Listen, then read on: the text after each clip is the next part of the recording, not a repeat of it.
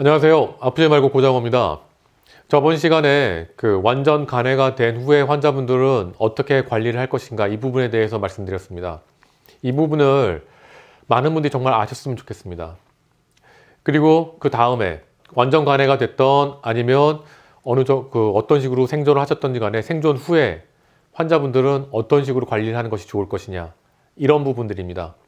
우선 소화기 쪽 문제랑 잠을 자는 문제 이 부분에 대해서 말씀드리겠습니다. 여러분 생각을 해보시면 먹고 자고 그 다음에 배설하고 이 세 가지가 잘 유지되는 사람은 건강한 사람입니다. 그리고 이 세 가지가 잘 유지돼야지만 면역력이 향상이 되죠. 자, 생각해 보십시오. 여러분 암이 있습니다. 암이 여러 가지 치료의 행위에 의해서 사라지던가 아니면 깨진 상태로 있게 됩니다. 저번에 말씀드린 것처럼 이걸 완전 관해라고 하죠. 눈에 보이지 않을 만큼 작아졌다는 뜻입니다. 완전 죽었다는 뜻이 아니에요. 이런 상태 내에서 이 작아진 암이 원래대로라면 자기 면역에 의해서 완전히 제압이 돼야 되지만 아시다시피 암 환자분들은 치료 끝난 후에 자기 면역력이 완전히 억제돼 바닥을 치고 있죠.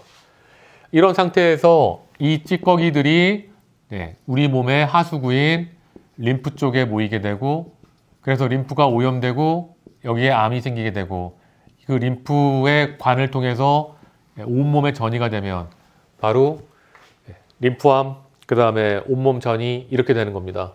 이 부분까지는 저번에 설명해 드린 내용 다시 한번 말씀드린 거고요. 완전 관해가 된 환자분, 그 이후로 5년 생존을 위해서 열심히 몸 관리를 하시는 분들 반드시 알아두셔야 되는 부분들인 겁니다. 림프를 통해서 모여서 쓰레기 처리를 하기 전에 피부를 통해서 배출하자. 이게 바로 완전 관해되신 환자분들이 반드시 해야 될 부분. 그런데 무조건 땀을 낸다고 해결되는 게 아니라 치료하시면서 기운이 많이 소진됐기 때문에 기운을 보호하면서 땀도 내는 그런 것들에 대한 말씀을 드렸고요. 그 부분은 제 동영상 여기 지금 링크로 올라가 있을 텐데요. 그것을 찾아서 한번 꼭 보시기 바랍니다. 그리고 주변에 암 치료를 하시던가 아니면 완전 간해 되셨던가 아니면 지금 치료 후에 5년 생존을 위해서 달려가시는 환자분들에게는 반드시 말씀을 해주시기 바랍니다. 그러면 우리 면역을 위해서는 잘 먹고 잘 자는 것 이것이 중요하다고 아까 말씀드렸는데요. 그래서 치료 후에 생존하신 환자분들께서는 제가 아시는 분들은 거의 대부분 한 열알 이상의 건강식품이나 그다음에 약을 드시고 계십니다. 자, 그렇게 되면 어떤 문제가 생기게 될까요? 우리 몸이 식사로 인한 스트레스를 굉장히 크게 가지게 됩니다. 왜냐하면 여러분들 계속 말씀드리지만 알약이라고 하던 아니면 건강식품이라고 하는 것들은 굉장한 영양분이 압축이 되어 있는 겁니다. 그래서 그 압축되어 있는 것이 우리 몸에 소화되기 위해서는 소화기는 과로를 할 수밖에 없죠. 그리고 우리 몸이 휴식을 위해서는 사실은 음식이 잘 안 당기게 되는데 그 안 당기는 상태 내에서도 약을 먹기 위해서 억지로 음식을 드시는 경우가 생기게 되는데 그러면 소화기 쪽에 문제가 생기고 그 소화기 쪽에 문제가 생긴 것을 해결하기 위해서 우리 몸에서는 많은 에너지를 소화기를 도와주면서 대변을 만들고 음식물을 처리하는 데 에너지를 쓰게 됩니다. 그렇게 되게 되면 실제로 내 면역력이 문제가 생기게 되죠. 이것은 제가 말씀드린 게 아니라 많은 연구가 되어 있기 때문에 관심 있으신 분들은 논문을 스스로 찾아보시는 게 좋을 겁니다. 자, 우선 먹는 부분에 있어서 잘 먹는다고 하는 건 많이 먹던가 좋은 걸 찾아 드시라는 게 아닙니다. 자신한테 맞는 것을 먹으라는 얘기고요. 아까 말씀드렸던 것처럼 완전 간해 후에 환자분들은 1번 땀을 내야 된다는 것 말씀드렸고요. 땀을 낸 후에 그러면 기운을 보호할 것이냐 이것은 본인의 몸 상태에 따라서 전문가한테 물어봐도 되고 본인이 느끼는 대로 하셔도 되고 그래서 간단한 조합하는 걸 말씀드렸죠. 그 다음에 그것 말고 이제 생존을 하신 후에 5년 생존을 위해서 달려가시는 그 환자분들은 완전 간해 때도 마찬가지지만 자기 면역력이 높아야지만 다시 암들이 꾸역꾸역 기어나오는 것을 막을 수 있겠죠. 자, 그러면 그것을 위해서는 자기 면역을 높여야 되는데 면역을 높이는 최고의 방법은 깊은 잠입니다. 그러면 저녁에 음식을 먹어서 음식물 때문에 깊은 잠을 못 자고 소화력에 에너지를 집중하는 게 아닌 공복인 상태에서 그러니까 하루에 2끼 정도 먹고 저녁을 비워놓은 상태 내에서 아침으로 가시는 이런 방식이 굉장히 필요하고요. 그런 상태 내에서 깊은 잠을 자게 된다면 더할 나위 없이 면역력이 높아지는 데 도움이 됩니다. 자, 그래서 잘 먹는다라고 하는 것은 본인이 먹고 싶은 걸 꼭꼭 씹어서 잘 먹는 거 1번. 그런데 오히려 저녁이나 이런 부분들은 적게 먹던가 아니면 먹지 않아서 공복 상태를 유지한 상태 내에서 잠을 자고 그 깊은 잠이 결국은 면역을 높이는 이런 부분들이 도움이 되는 겁니다. 그런데 나는 속이 비면 잠이 오지 않습니다. 이런 분들이 의외로 많은데요. 이런 부분들은 어떻게 보면 병이라고 볼 수 있습니다. 그러니까 습관이라고 볼 수도 있지만 그런 부분들이 필요하신 분들은 전문가의 상의가 필요하게 되는 거죠. 그래서 왜 잠을 못 자는지 그 부분을 찾아서 해결을 해야 되는 부분인 겁니다. 자연스럽게 그러면 자는 부분. 자, 깊은 잠은 공복일 때 도움이 됩니다. 근데 여기에서 함정이 하나 있습니다. 우리 몸은 일주기라는 게 있어서 이렇게 움직이는데요. 바이오리듬 말씀드리는 게 아니라 그거랑 비슷한데 하루 24시간 동안에 이렇게 움직이는 자신의 리듬이 있습니다. 일주기 온도 리듬인데요. 자신의 온도가 이렇게 하루 종일 움직입니다. 나이가 드시게 되면 이런 것들이 좀 이렇게 뒤로 가기도 하고 이렇게 되지만 결국은 24시간 주기로 이렇게 움직입니다. 만약에 어떤 사람이 이런 주기를 타고났는데 그 사람이 태어난 나라가 한참 온도가 떨어져서 잠을 자야 될 시기, 당연한 얘기지만 온도가 높을 때 활동적이고 온도가 낮을 때 잠을 자야 되는데 온도가 낮아서 잠을 자야 될 시간에 해가 떠 있는, 그 다음에 온도가 높아져서 활동해야 될 시간에 달이 떠 있는 이런 나라에 산다고 생각해 보십시오. 이 사람은 24시간 스트레스를 받습니다. 그러니까 낮에 활동할 때도 제대로 활동을 못하고 밤에 잘 때도 깊은 잠을 못 자요. 그런데 여러분 놀라지 마십시오. 제가 이런 것들을 전문적으로 치료하시는 분들보다 굉장히 많은 환자를 만났다고 얘기할 수는 없지만 제가 만난 환자분들 중에서 90%는 바로 이러한 리듬을 갖고 태어나신 겁니다. 전혀 다른 리듬. 그러니까 이런 분들은 24시간 이런 일주기 때문에도 스트레스를 계속 받고요. 자, 그런 상태 내에서 해가 떠서 활동력이 떨어진 상태 내에서 아침, 점심을 먹게 되죠. 그 다음에 저녁을. 그래서 나는 어떤 사람일까 아시려고 한다면 내가 저녁 때 음식을 먹으면 고기를 아무리 많이 먹어도 체하지가 않는데 아침이나 이런 때는 먹고 싶지도 않고 먹으면 속이 안 좋다. 아니면 오랫동안 소화를 못 시킨다라고 하게 되면 이런 경우가 굉장히 많습니다.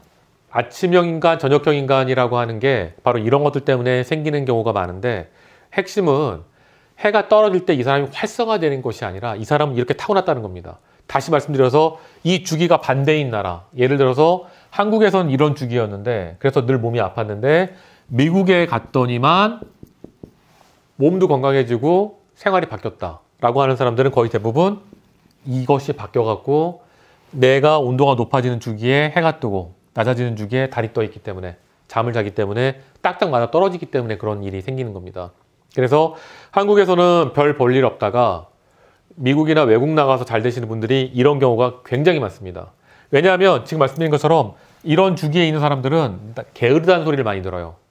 낮에 힘이 없기 때문에 쭉 가고 밤에는 힘이 나기 때문에 뭔가를 해야 하고 그러다가 늦게 자게 되고 이렇게 되는 건데 게으르다, 밤에만 움직인다 이런 소리를 많이 듣게 됩니다. 밤에는 뭘 합니까? 결국은 술을 많이 마시게 되죠. 그래서 이런 분들이 술을 많이 잘 드시는 분들이 굉장히 많습니다. 다른 사람들이 막 졸려서 힘들어할 때 이분들은 활동적이기 때문에 술을 마시게 되면 오히려 다른 분들보다 훨씬 더 잘 마시게 되는 거죠. 그래서 이런 특징이 있는데 이런 특징을 찾아낼 수 있는 그런 곳에 가셔서 자신의 주기랑 맞는 시간은 언제인가 그거에 맞춰서 먹는 것도 조절하고 자는 것도 조절하고 그래서 자신의 온도를 24시간 재는 이런 온도계를 착용을 하시고 그 다음에 그런 앱을 통해 가지고 24시간 자신의 온도가 어떻게 변하는지 확인을 해서 바로 이런 주기를 통해 갖고 잠을 자는 것들을 조절할 수 있다는 겁니다. 그래서 잘 먹고 잘 자고 그 다음에 배설하는 부분인데요. 배설은 땀으로 배설하는 거랑 대소변으로 배출하는 배설하는 게 있는데 바로 소화기를 지금 말씀드린 것처럼 하루에 10개 이상씩 약과 식품을 먹는다고 한다면 절대로 배설이 좋을 수가 없습니다. 왜냐하면 음식을 먹고 남은 걸 배설하는 게 아니라 너무 과잉된 영양을 일방적으로 배설을 해야 되기 때문에 배설할 수 있는 그런 능력들이 너무 과잉하게 돼 있는 거죠. 그래서 이런 부분들도 설사를 하는지 변비가 있는지 그 부분이 왜 그렇게 되는지 그런 부분들을 어떻게 해결할 수 있는지 바로 이런 부분들에 대해서 충분히 얘기를 나누고 그런 것들에 대한 케어가 돼야지만 생존하신 후 5년까지 가는 바로 이러한 부분들이 해결이 된다는 겁니다. 그래서 여러분들 암이 없어졌다고 해서 끝나는 게 아니라 그리고 공포에 떨고 어떻게 될지 모르시는 게 아니라 전문가를 만나서 바로 이런 부분들을 통해 가지고 완벽하게 더 나은 생존 확률을 높이셔야 된다는 겁니다. 이렇게 한다고 해서 뭐 100%라고 하는 건 아닙니다. 하지만 지금 말씀드린 것처럼 훨씬 좋아진다. 훨씬 나아진다. 자, 여기에다가 하나를 더 추가시켜서 말씀드리자면 건강식품이라고 해서 몸에 좋다라고 혹은 암에 좋다라고 하는 것들을 무작정 드시는 경우가 되게 많은데 그런 거 말고 자, 우리 몸에는 여러분 아시다시피 자, 우울증부터 시작해서 그 다음에 무기력증 이런 부분들은 다 기운이 없는 거랑 연관이 되어 있는데요. 한약으로 해서 여러분 알고 있는 뭐 인삼이나 황기 뭐 이런 것들 드실 수도 있고 전문가를 통해서 그 자신한테 맞는 그러한 보약을 드실 수도 있지만 자, 미토콘드리아를 활성시키는 방법으로 진행될 수도 있다는 겁니다. 양의학적으로 말씀드리자면요.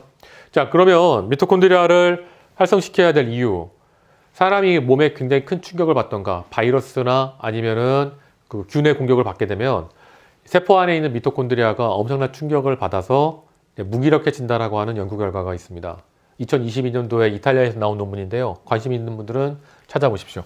자, 이 미토콘드리아가 충격을 받아서 무기력해질 수 있다. 이게 결론인데 그 내용 중에서 지금 코로나19도 바로 그러한 이유 때문에 그 후유증이 생기는 것이다 라고 얘기하면서 가능성을 찾겠다라고 하는 게 마무리죠.